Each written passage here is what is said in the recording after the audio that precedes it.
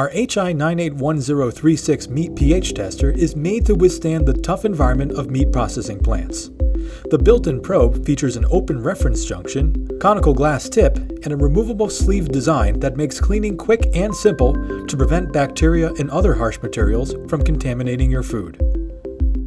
Your tester comes with a selectable auto-off feature, preserving battery life and giving you peace of mind in case the tester is accidentally left on. To select your preferred setting, press and hold the button for 6 seconds. Here, you can choose a shutoff time of 8 minutes, 60 minutes, or disable the feature. When finished, hold the button for 3 seconds to return to measurement mode. You are now ready to begin calibration. Calibration is an important step in ensuring accurate results. We recommend calibrating before each use. To calibrate your tester, press and hold the button for 3 seconds until cal appears on the screen. Rinse the electrode in deionized water and place the tester in your pH 7.01 buffer and wait for a stable reading.